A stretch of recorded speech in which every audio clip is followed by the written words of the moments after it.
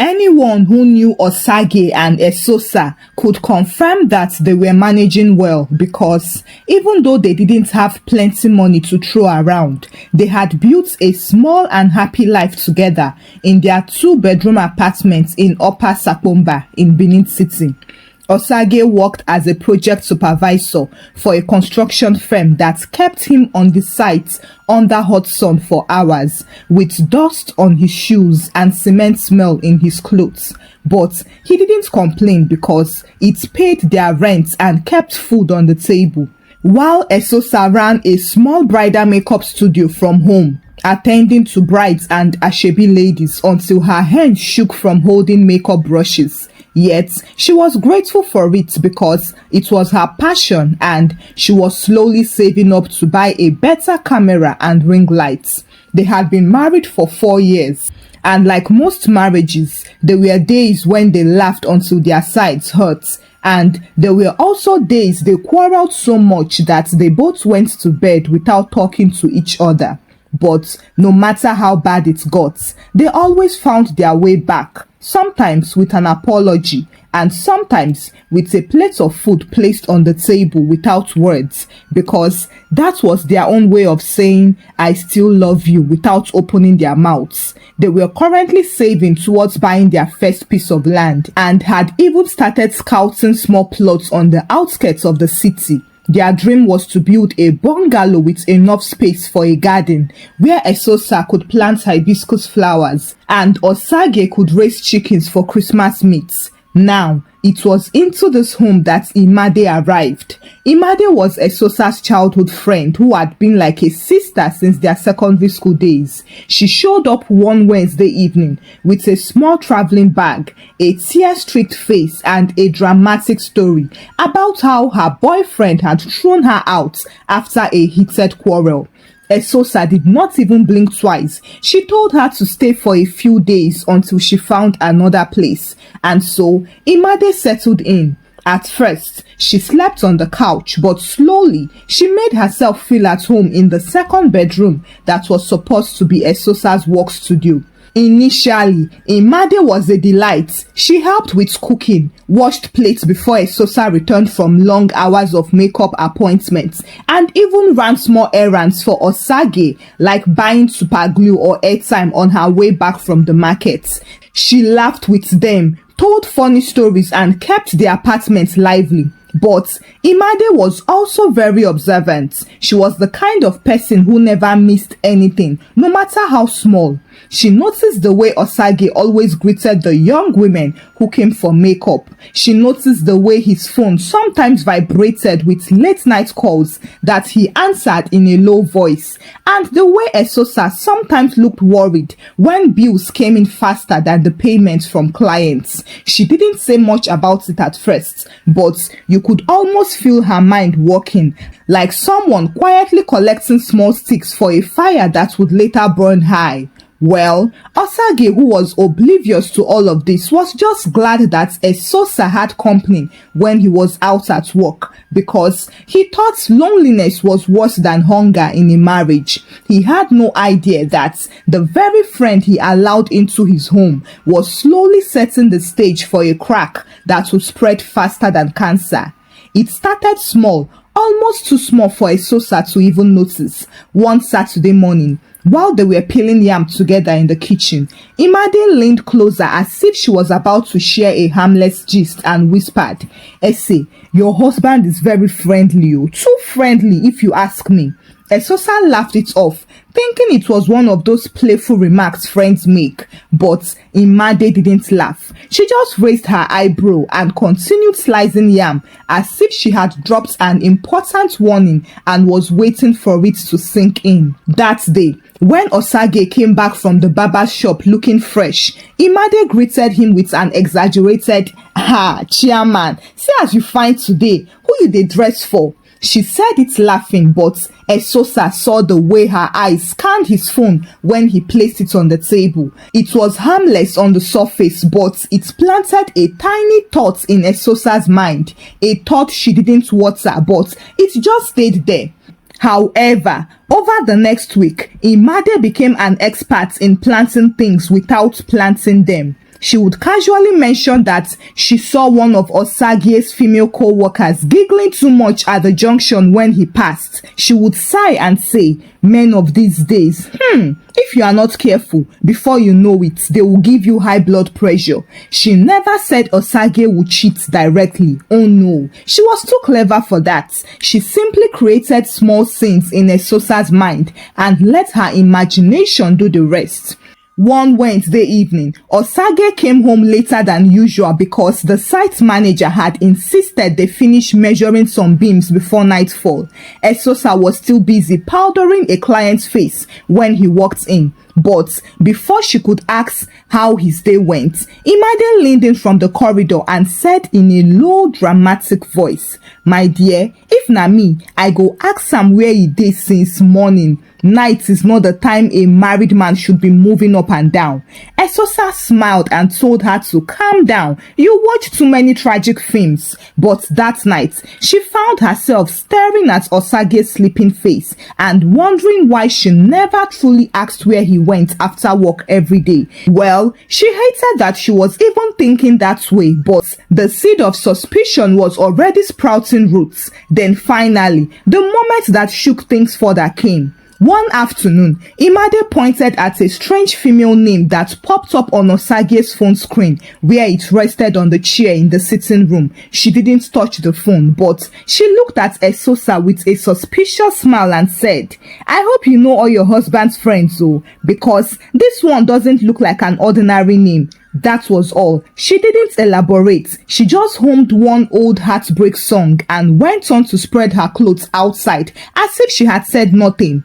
Unfortunately, by now, Esosa's mind was becoming a busy traffic of questions. She started noticing the little things. How Osage sometimes stepped outside to take certain calls. How he became defensive when she asked harmless questions. And how he laughed too loudly at the women's jokes. However, what she didn't know was that Imade had been carefully choosing her moments. She knew when to keep quiet and when to drop just enough to make it believable. And so the slow cook continued until the day everything exploded. It happened on a Friday evening. Osage had called Esosa earlier in the day to say he would be coming home late because the contractor who was handling their building project wanted to discuss some changes. It wasn't unusual as construction work often dragged into the night, but with everything Imade had been planting lately, Esosa couldn't help but feel that familiar pinch in her chest. She had just finished packing her box for a client's birthday shoot when Imade strolled into the sitting room carrying a bowl of granuts. She sat down like someone who had been holding juicy news for hours and couldn't keep it anymore. Essay, she began in that slow and almost innocent tone she used whenever she wanted her words to land deep. "I know it's not my business, but I think you should go and see for yourself where Osage is this evening." Esosa froze with the brush in her hand. "What do you mean?" Imade leaned forward and lowered her voice as if the words had ears. "My cousin just sent me a message. She said she saw Osage at New Benin Junction and he wasn't alone." Esosa's brows furrowed. "Not alone? With who?" "That is the thing," Imade said as she cracked a granite slowly. She said it looked like one of those women that work at the boutique near the bank, the one always wearing red lipstick. They were laughing too much for it to be only business talk. Esosa's heart did a small flip. She wanted to dismiss it, but Imade kept adding tiny drops of poison in a way that sounded like concern. "You know me, Essie. I hate to bring trouble, but if it were me, I would just walk there and see with my own eyes. Sometimes, if you don't catch these men in the act, they will make you feel like you are the crazy one." Esosa put down her brush and stared at the wall for a long moment. She didn't like the idea of following her husband, but she also couldn't ignore the fact that New Benin Junction wasn't far. She told herself she was only going to prove Imade wrong so that she could come back and laugh about it. But Imade wasn't done. She quickly offered to follow her for moral support and even suggested that they take a keke so that they wouldn't be seen from afar. And so they set out. When they got to the junction, Esosa's heart was pounding. The street was busy with hawkers and customers, and for a moment, she couldn't see anyone she recognized. Then Imade pointed. "See them there, by that roasted fish stand." Esosa followed her gaze, and there he was, Osage, talking to a woman in a bright yellow dress. They were standing close and smiling at something on his phone. Now, if Esosa had been thinking clearly, she might have noticed that the woman was holding a catalog and pen, the kind tractors used when they were noting down supplies. She might have even seen that they were standing right beside a hardware shop. But nope, she didn't. The small seed Imade had been watering for weeks suddenly matured into a full tree.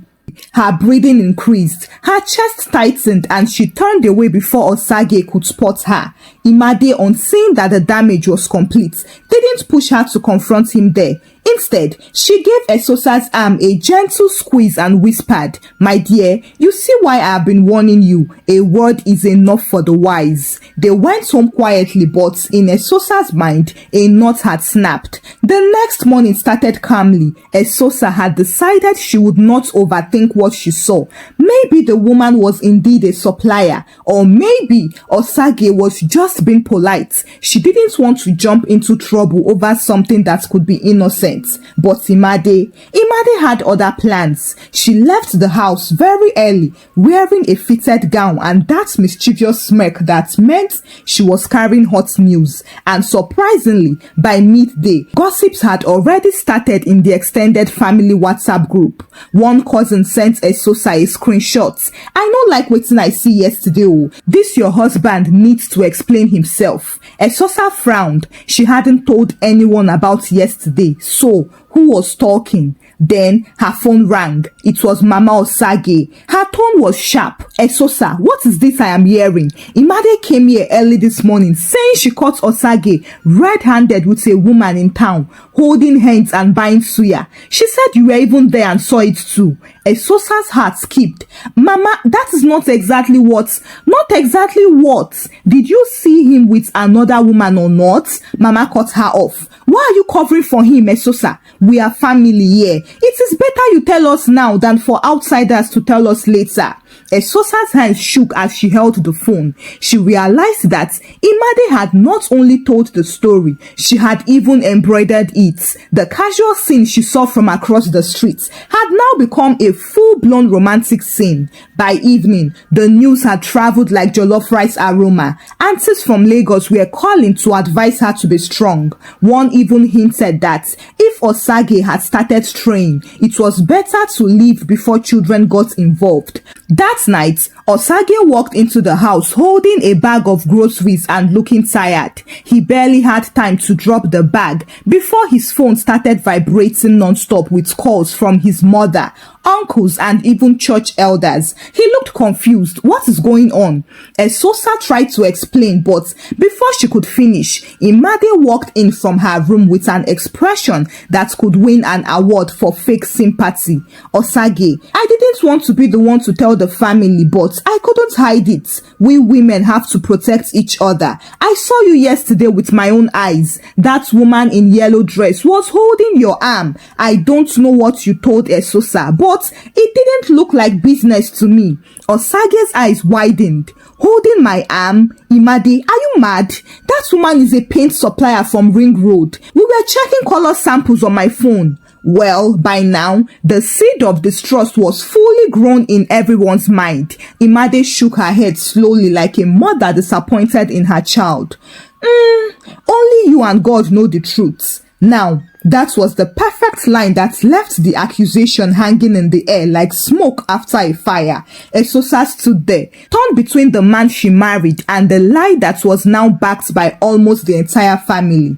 By the next morning, Osage's phone was vibrating like a generator about to explode. It was not just family members now. Even his football club friends were calling, and the tone was the same in all of them: concerned, disappointed, and suspicious. Apparently, Imade's story had taken on a life of its own, and by the time it passed through 7 mouths, it had transformed into Osage was caught at a hotel in town with a woman in a yellow dress, holding her waist and buying her gifts. In fact, one version even added that they were spotted checking into the hotel together. Osage was furious. He stormed into the sitting room where Esosa was folding laundry. Esosa, what exactly did you and Imade tell people? Esosa dropped the clothes. I didn't tell anybody anything. No. I think Imade is still twisting everything. Before she could say more, there was a knock on the door. It was Brother Matthew, one of the church elders. He stepped in with that careful politeness of someone who had come for peacekeeping, but was already convinced of the offense. My children, he began slowly.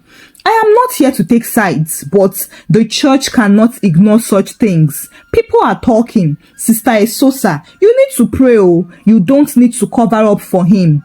And you, Brother Osage, you need to repent and stay away from temptation. Osage nearly exploded. Repent for what? Brother Matthew sighed. Please don't make it harder than it already is.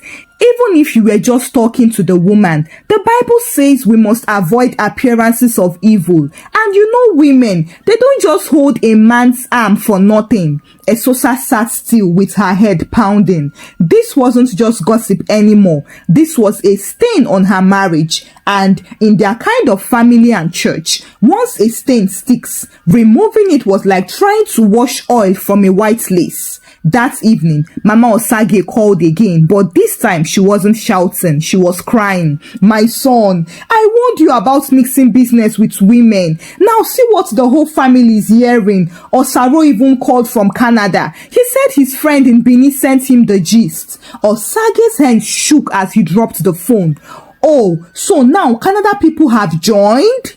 The next day, the situation reached a boiling point when one of Osage's longtime clients, Chief Edobo, postponed a contract signing, citing personal concerns. Apparently, he didn't want to get entangled with someone who had domestic instability. That was when Osage snapped. Enough is enough. I am going to call a family meeting. Imade will explain herself in front of everyone. Esosa bit her lip. She wasn't sure that would work. Imade was too clever with her tongue. She was skilled at twisting words to look like she was just concerned. And if she managed to cry in the middle of the meeting, then it was over. The elders would believe she was the victim. Still, Osage went ahead and announced the meeting for Saturday evening. Unfortunately, what he didn't know and what Esosa feared was that Imade had one more proof up her sleeve. Something that, if she pulled it out during the meeting, could finish Osage's name completely.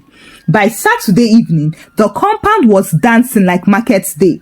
The family hall at Mama Osage's old house was filled with uncles, aunties, cousins, church elders, and even a few curious neighbors who just happened to pass by but stayed, pretending they were helping to arrange chairs. The air was thick with expectation. People sat forward waiting for the showdown. Osage arrived first with Esosa. He looked like a man going to war. He wore a white shirt, partly to look innocent and partly to make a statement. I am clean.